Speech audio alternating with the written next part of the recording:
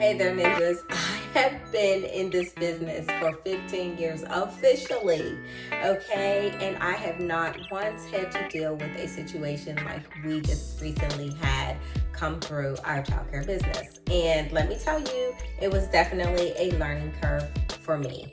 Learned a lot of lessons, and I'm ready to share them all with you tonight. Okay, so meet me on the inside so you can find out how to deal with the situations that arise in our childcare business when we have someone come in that is ill or sick and has something that can possibly spread throughout our childcare. It is a very scary thing, but it is definitely something that you can learn from, grow from, bounce back from, and continue to be successful. Meet me on the inside, ninja. You got this.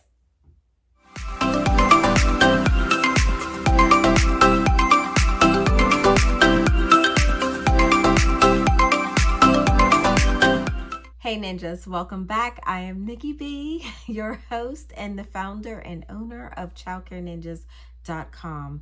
I help women start and grow a childcare business that is simple, fun, and successful. And I want to thank you for joining me for Monday Moves, even though it's not a Monday. Okay. Yes, we are a little bit behind on our week. However, we are here and you are here, and that's what matters. So tonight, I wanted to briefly touch on something that has really affected us recently in our childcare business. And I kid you not, I have been doing this for 15 years and I have not once had to deal with a situation like this. So it was definitely something new for us and definitely something that I was on a quick learning curve to figure out how to handle and what to do. And it was just definitely an experience that I had not had before. So I definitely wanted to come in here and share this experience with you all, get your feedback and see if any of you have ever had to deal with this or, so if you have, I definitely want to know. So definitely once we go through this, let me know down in the comment section below if you've ever had to deal with this, but it was just such a very different experience for us. And I wanted to share with you in case you happen to come across this in your childcare center. So you are not,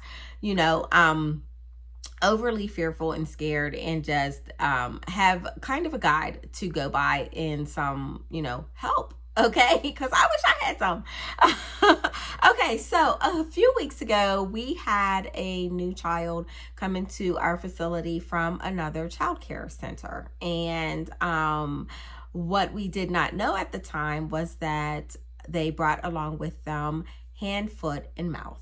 Okay, so it was definitely a very different and unique and a little scary experience for us because we had not dealt with this before ever. I mean, like never. Okay. So, even though, we had never dealt with this, we had, prepared for things like this because obviously as a childcare business, you are supposed to have and should have, some things kind of on hand and ready, to handle situations like this in general. And so you definitely want to make sure that you have something like that inside your emergency plan and things like that. But just also having something, written down, obviously, but also just being quick and making sure that your team is on their toes and they are ready to move at the drop of a dime. Okay. And that is exactly how they were moving. So I was very, very proud of them. But having this experience definitely caused me to look at some things differently. Okay. So obviously, you're going to do the whole sanitation and all of the cleaning and all of that. We definitely had to send a child home. But what we ended up deciding to do as well was just shutting down for a few days, which led into the weekend. So it actually gave us kind of that full, it gave us kind of that full length of what it normally takes for the disease to kind of, run its course. So the sickness to run its course. So we definitely did that, and it allowed us to, come back fresh and new on a Monday morning following and ready to go, and everybody's well, right? So it definitely did work out for us. However, there were some lessons that I learned inside this incident, because although you do try to plan for things like this and you do try to be ready and prepared, I just believe that in everything we do, whenever we come across the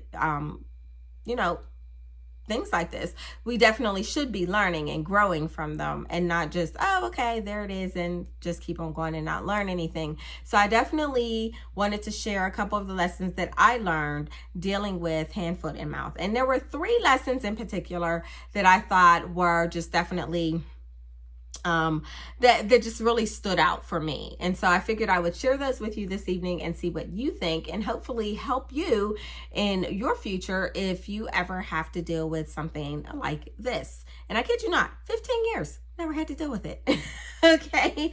But lesson number 1 was to rethink, sorry, I had to rethink my client intake processes. So this may be a little different for everyone, depending on what state you're in and what your rules are with your state licensing department. However, with where I am, we do have a time period in which they need, whenever you take on a new client, we do have that time period in which they have to get a physical or health assessment, as it's called here, from the time that they start. And so they don't necessarily have to start with that physical already. They have 30 days to get us that paperwork that shows that they have had a physical and that they don't have anything that could be spread throughout the daycare or anything like that.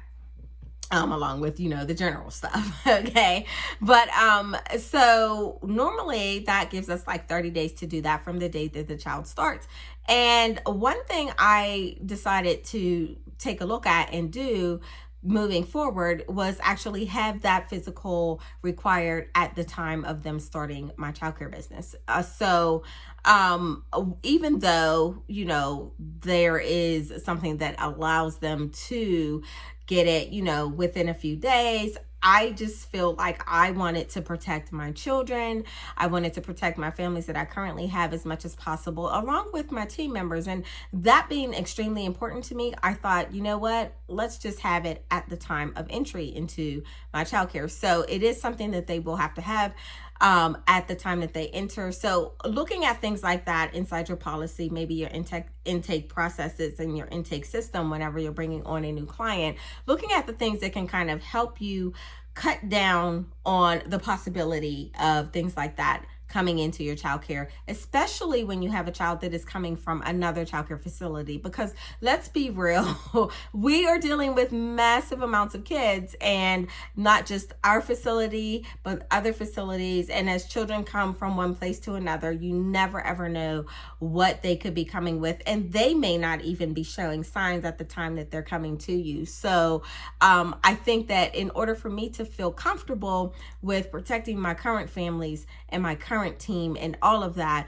I just felt safer by saying, you know what, this is going to be something that I'll change inside my policy. So I think that that is a lesson that I've learned. And I wanted to share that with you, because maybe you might want to think about some different things that maybe you can handle differently or change as you bring people into your childcare business, just so that you can protect yourself, your team, and your families upon new clients coming in. So that was definitely lesson number 1. Let's move to lesson number 2. So, in lesson number 2, I said to look at your childcare setup and look at the things that you might be able to change to help prevent things from spreading so quickly.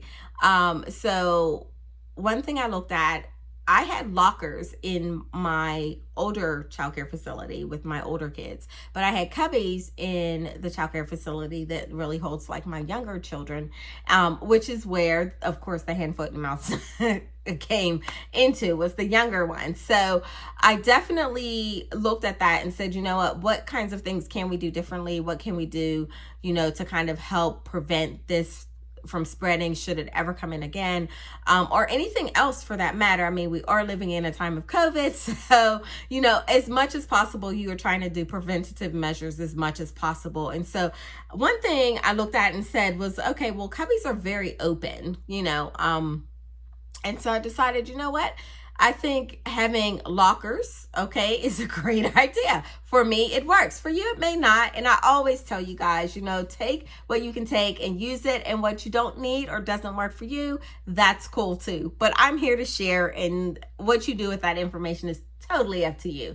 So, but what we did was we went ahead, we put lockers in our childcare facility for our little people, because the way I looked at it was that, when we have lockers, then things are not touching and, maybe migrating over to another person's cubby. So by doing that and kind of keeping everything contained for each child in its own separate little spot, hopefully that can help prevent some spreading as well. So that was lesson number 2 that I felt was, needed. Okay, and lesson number 3. By no means are these all, the lessons you could possibly learn from an incident like this, but I just felt that these 3 were the 3 that really, really stood out to me, and hopefully they can help you in some ways too, and at least get your juices flowing for other things that you might want to check out and think about whenever you are looking at how you can prevent things from spreading inside your childcare business. So lesson number 3 was just simply not forgetting the basics. Okay, don't become lax in like that visual check in the morning. I know morning time is always super hectic. Kids are coming in, parents are coming in with kids, and it's just a very busy very busy time in the morning. But for as much as possible, as much as you can do, possibly don't forget like the basics of what you normally do when your children are coming in the morning. And what I mean by that is very simple.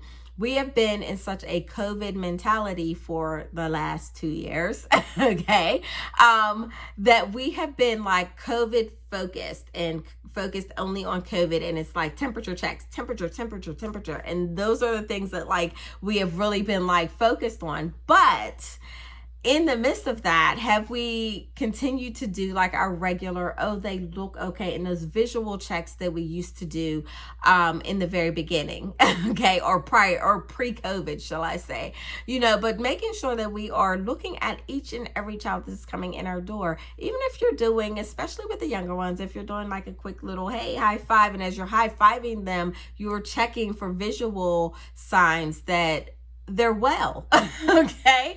And then also just simply saying, hey, how are you this morning? How are you feeling? Kids tell it all. So they're going to tell us, oh, I don't feel good, or oh, my throat hurts, or oh, and then we can be like, hey, mom, guess what? And go a little deeper with that. But just doing those basic things and not being lax about them, and definitely coming back to kind of that pre-COVID thought process, or where we are really visually checking out our children as they're coming in the door, talking to each one of them and seeing how they are feeling in that morning, and how their night went and things like that. And then, just doing those basic things, and, not forgetting about them, and definitely, moving on in the morning and keeping, the flow going. But a quick visual check can help us, catch things sometimes in the morning, along with those temperature checks. I don't know how many of you are going to continue doing like temperature checks and the things that we have started doing, since COVID's been around and whatnot, but definitely looking at those things and not forgetting to do those basic checks in the morning. So those were like the 3 lessons that I really got, and I just wanted to jump in here and just share them with you because they were really important. And like I said, it was definitely a learning curve, like no other for us, because we have not had to deal with anything like this before. Even though we were open the entire time through COVID, we still did not have anything that we had to deal with that was like this. And so it was just definitely a new experience for us that we went through. And I just felt